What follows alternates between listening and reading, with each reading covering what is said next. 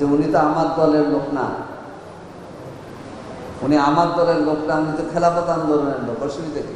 কোনো জায়গায় মার্কা হবে দাড়িপাল্লা, কোনো জায়গায় মার্কা হবে হাত পাকা, কোনো জায়গায় মার্কা হবে বটগাছ, কোনো জায়গায় মার্কা হবে টেবিল বড়ি। এইভাবে সেটার সিদ্ধান্ত আসবে। এই ধরনের অযাচিত আলেমদেরকে হয়রানি করার সুযোগ আর বাংলাদেশে হতে আমরা দেব। কেউ যদি মনক্ষুণ্ণ হয় হোক, আপনি তো কোরআনের কথা বলবেন, আপনি তো হকের কথা বলবেন। শহীদ আবু সাহেব স্লোগান দিয়েছিল, বুকের মধ্যে অনেক জ্বর, বুক পেতেছি গুলি কর। কি বলেন? সেজন্য আজকে আমাদের অনেক দায়িত্ব। ওলামা কেরাম রক্ত দিয়ে দিয়েছেন।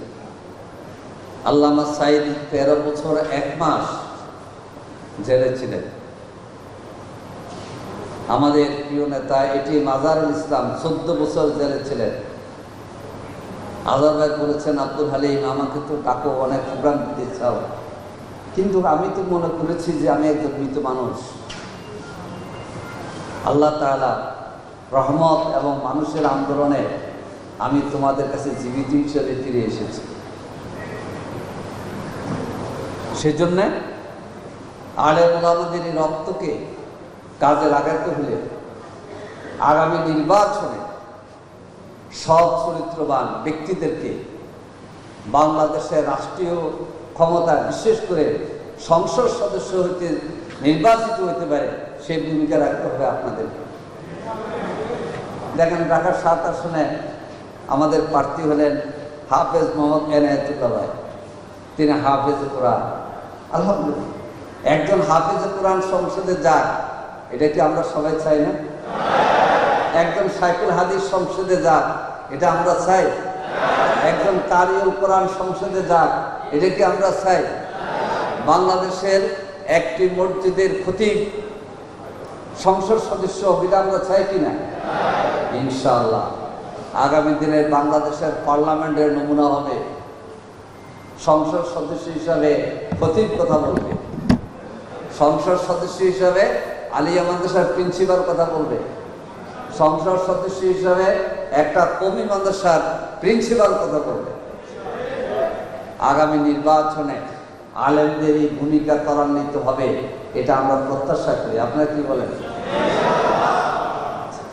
আমি কথা বেশি না বলে কোথায় বলতে চাই, বেশিরভাগ বিগত সময় এই দেশের মানুষের অধিকার কেড়ে নিয়েছিল, কিন্তু অনেক ক্ষেত্রে আলেমদের ইজ্জত এবং সম্মানকে তারা বুলুণ্ঠিত করেছে। বাইতুল মুকাররমে যেই মিছিল বের করতে গিয়ে দাড়ির টুপিওয়ালারা অনেক নির্যাতনের শিকার আমরা হয়েছি।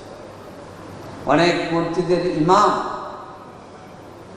খতিব জুমার দিনে কি কথা বলবে সেটার ডিরেকশন দিয়ে দিয়েছে সরকারি দলের লোকেরা। আমরা কি সেই পুরানো বাংলাদেশের কালচার চাই? মসজিদের ইমামদের পিছনে গোয়েন্দাদেরকে লাগাই দিছে। জুমার নামাজের আগে কি বলতে, হুজুর কথা কিন্তু আজকে বলতে হবে, আমি কিন্তু আছি। এই ধরনের অযাচিত আলেমদেরকে হয়রানি করার সুযোগ আর বাংলাদেশে হতে আমরা দেব। সজাগ থাকতে হবে, ন্যায় ভিত্তিক আমরা কথা বলব, ইনসাফের বাংলাদেশ আমরা গঠন করব, মানবিক বাংলাদেশের জন্য আমরা চেষ্টা করব। সম্মানিত ওলামায়ে কেরাম, আমি সূরা ইউসুফের 50 থেকে 57 এই 8টি আয়াত আপনাদেরকে, আপনারা অনেকে মুখস্থ পারে, পড়বেন। পড়লে মনের মধ্যে ধারণা আসবে যে আগামী দিনে বাংলাদেশের নেতৃত্বে আলেমরা আসতেছে। হযরত ইউসুফ আলাইহিস সালামের চরিত্রটা কি জন্য? কানে শোনার জন্যে আর আনন্দ করার জন্য? ইউসুফ আলাইহিস সালামের চরিত্র হচ্ছে আদর্শ চরিত্র। এই চরিত্রের ভিত্তি হচ্ছে ঈমান এবং আখিরাতের জবাবদিহি। ইউসুফ আলাইহিস সালাম কূপে নিক্ষিপ্ত করে ইউসুফ আলাইহিস সালামের বাইরেই তাকে শেষ করে দিতেছিল। আল্লাহ তাআলা তাকে উদ্ধার করেছেন। 3 বছর লালিত পালিত রয়েছে। যে ঘরে লালিত পালিত হয়েছে সেই ঘরে আজিজের মিশরে তার বিরুদ্ধে মামলা দিয়েছে। মামলা দিয়ে জেলখানা থাকলেন 7 থেকে 8 বছর। জেলখানা থেকে মুক্ত হয়ে কোথায় গেলেন? বঙ্গভবনে। আগামী দিনে বাংলাদেশের আলেমদের জন্য সেই সুযোগ আসতেছে। যেসব আলেমদেরকে লাঞ্ছিত করা হয়েছে, আলেমদের সম্মান আল্লাহ তাআলা অনেক গুণ বাড়িয়ে দিবেন ইনশাআল্লাহ। কোরআনে কারিমে এসেছে সূরা ইউসুফের 54 নম্বর আয়াতে, ক্বাল আল মালিকু ইতুনি বিহি। বাদশার দূতকে বলল, বাদশা দূত তুমি যাও ইউসুফকে নিয়ে আসো। ইউসুফ আলাইহিস সালাম প্রথম বলেছেন যে না, আমি কি নির্দোষ না দোষী, আমি কি অপরাধী না দোষী, এটা প্রমাণ হইতে হবে। পরে বাদশা তদন্ত করে দেখে যে যারা মামলা দিয়েছে সেসব মহিলারা বলতেছে, মা আলিমনা আলাইহি মিন সু, ইউসুফের মধ্যে কোনো ত্রুটি অন্যায় খারাপ জিনিস আমাদের জানা নেই। আর যে বাদী আজিজে মিশরের স্ত্রী বলছে যে আল আন হাসাসাল হক, আজকের এই দিনে সত্য প্রকাশ হয়ে গিয়েছে। আনা রাওয়াতুহু আন নাফসি, আমি তাকে প্রলব্ধ করেছিলাম, ইন্নাহু মিনাস সাদিকিন, ইউসুফ কি সত্যবাদী। আজকে বাংলাদেশে বানোয়াট মামলা মাওলানা সাইদের বিরুদ্ধে দিচ্ছে না, আল্লাহর মামুনুল হককে জেলে নিছে না, মুফতি ফজলুল আমিনীকে আবদ্ধ করে রেখেছে।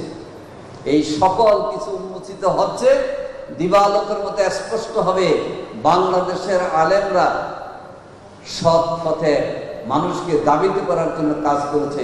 বিগত 18 বছর তাদের মধ্যে অন্যায় করা হয়েছে। ইউসুফ আলাইহিস সালাম মুক্তি পেলেন। বাদশা কি বলে জানেন? পালাম্মা কাল্লামাহু কালা, ইউসুফ যখন এসে বাদশার সাথে কথা বলল, ইন্নাকা লিয়াউমা লাদাইনা মাকিনুন আমিন, এই ইউসুফ যাকে অপরাধী বলে জেলে পাঠাইছে, আজকে আপনি আমাদের কাছে সম্মানিত, মাকিন আমিন, বিশ্বস্ত আস্থাভাজন লোক। যে লোকটাকে 8 বছর আগে বলছে অপরাধী, আজকে বাদশার সাক্ষ্য দিতেছে আপনি সম্মানিত, মর্যাদার প্রতীক, আপনি বিশ্বস্ত আস্থাভাজন। এরপরে কি বলতেছে যে আস্তাকলিসু নাফসি, আপনাকে আমি নির্দিষ্টভাবে আপন করে নিতে চাই। ইউসুফ আলাইহিস সালাম বললেন, আপনি যে কথা বলেছেন আমি সে দায়িত্বের জন্য প্রস্তুত। যে ক্বালা জাআলনি আলা খাযাইনিল আরদ ইন্নী হাফিজুন আলীম, রাষ্ট্রের ধন সম্পদের দায়িত্ব আমার উপর অর্পণ করেন, আমি সংরক্ষণ করার বুদ্ধিও আমার আছে, আলীম, আমার জ্ঞানও আছে।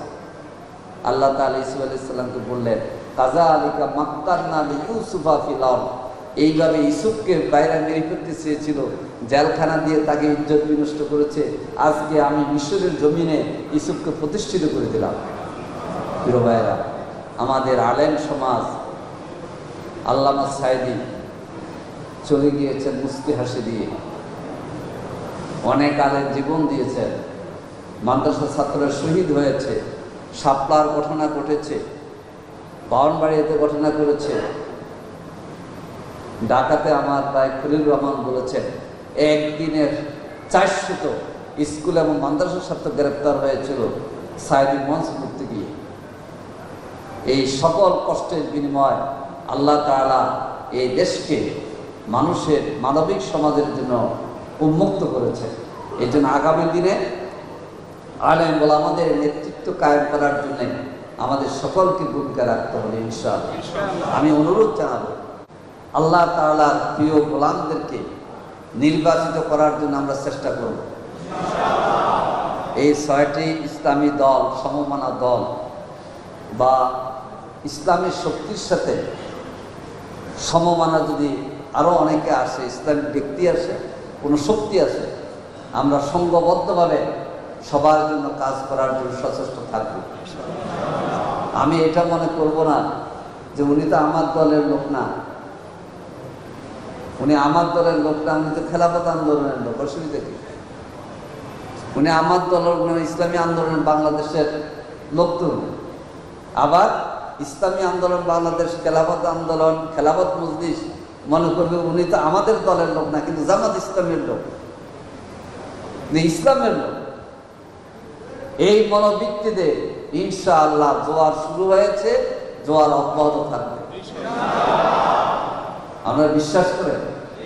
আজকে একটা জরিপ আসছে, সেই জরিপে দেখাইছে যে আমাদের দেশে এক দল 31%, আরেক দল জামাত ইসলামী 31 বা 30, এটা আছে। তবে ওখানে একটা গুরুত্বপূর্ণ জিনিস হলো, বলছে যে তরুণরা আর নারীরা জামাত ইসলামীকে ভোট দেওয়ার জন্য কিন্তু অগ্রবর্তী ভূমিকায় আছে। কি বলেন? জামাত ইসলামীকে ভোট দেওয়ার চিন্তা থাকলে কোনো আসলে যদি জামাত ইসলামী হাত পাকাকে সমর্থন দেয়, সেখানে ভোট যাবে না? কোথাও যদি বটগাছকে সমর্থন দেয়, সেখানে যাবে না?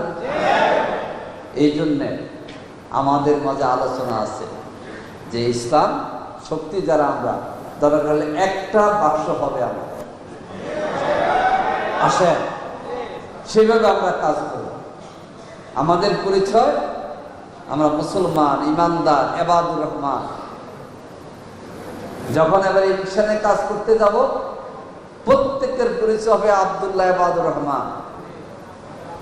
কোনো জায়গায় মার্কা হবে দাড়ি পাল্লা, কোনো জায়গায় মার্কা হবে হাত পাকা, কোনো জায়গায় মার্কা হবে বটগাছ, কোনো জায়গায় মার্কা হবে টেবিল বড়ি। এইভাবে সেটার সিদ্ধান্ত আসবে। এইভাবে আগামী দিনে ঐক্যবদ্ধভাবে পেশিবাদের মোকাবেলা ঐক্যবদ্ধ থাকতে পারবো তো?